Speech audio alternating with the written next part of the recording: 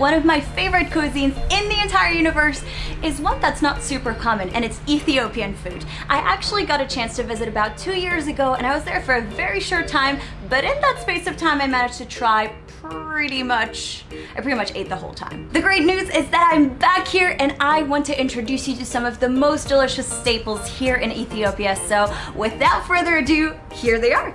The first one, of course, is Shiro, which is a delicious stew of sorts made with powdered chickpeas, and it's ubiquitous. You will literally find it everywhere. The great news for someone like myself is that it's fully vegan and it's also absolutely delicious.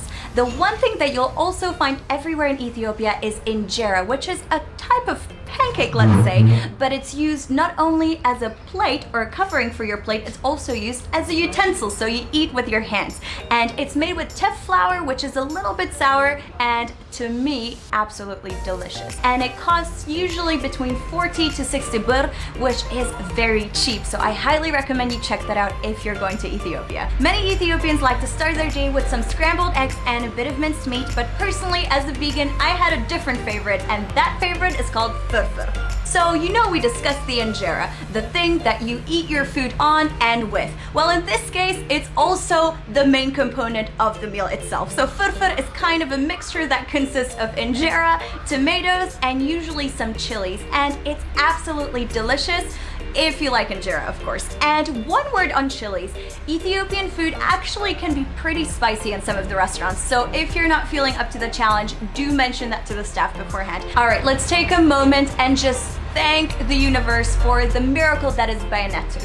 This is a food that comes out on Wednesdays and Fridays when the Ethiopians are fasting. And this is a very important thing for you to know, especially if you're vegan like me, because on Wednesdays and Fridays, all the food that you find in local restaurants will be vegan, which makes ordering extremely easy. So beyaynetu is basically a mixture of all the different stews and things that they have on offer that day. So you're gonna get a huge platter that's beautiful, colorful, filling, and nutritious. This is a salad, that's gomen, so it's like collard greens. That's like a split, like yellow pea. And then this one in the middle is from Tigray, so it's like a northern dish, and it's called helbat. And it's like bean paste with like a spicy tomato sauce on top. It's really good. No video about Ethiopian food would be complete without mentioning coffee, because it's such an integral part of Ethiopian culture. I might actually do a whole separate video on Ethiopian coffee, but for now I just wanted to mention that it's very delicious, it's very thick, they usually put a lot of sugar in it, so if you don't like sugar, tell them please bring it without sugar, because it gets very sweet. To me, it basically tastes like hot chocolate, which is kind of a plus in my book, and it's pretty much the only place in the world where I drink coffee. All right, this next one comes with a bit of a story. So when I first visited, there was a man called Solomon who showed me around. He was absolutely wonderful, and he told me the two things that he missed when he was living outside of Ethiopia were Shiro, which I understood, and Ambo, which is a local carbonated water, which I totally did not get. I mean, what? You miss water?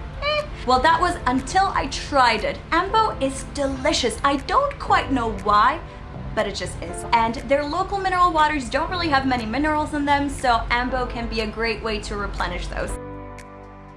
Ethiopia actually has quite a large beer industry nowadays, and I have to say most of them are pretty delicious. So the main three I would say are Habesha, Walia, and St. George's. And I have to say, yeah, they're good and they're pretty sweet. So it's not your typical bitter, Pilsner, but it's good. It's good. They're very easy to drink. A little too easy. I definitely have to mention tej, because that is a beverage that is very unique and very special. So this right here is a traditional Ethiopian drink. It's called tej, and it's a honeyed wine. So cheers.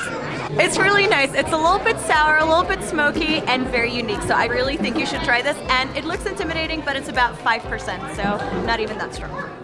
I actually personally really like it, but I can imagine someone not enjoying it quite so much. So try it and let me know in a comment below if you've tried it. Did you like it? Did you hate it?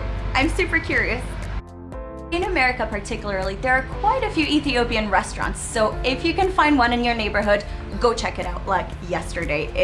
It's gonna blow your mind. It's amazing. Thank you so much for watching, and if you enjoyed this video, of course, I want you to give it a thumbs up and to subscribe to my channel for more videos like this one. And I also produce a lot of stuff about my travels, so if you're into that kind of thing, just hit that button, and I'll see you next Friday. Bye. One thing you'll learn pretty early on is that these pots make your fingers look like this, and that injera, despite looking like a towel, is not one because it doesn't work. It just doesn't work.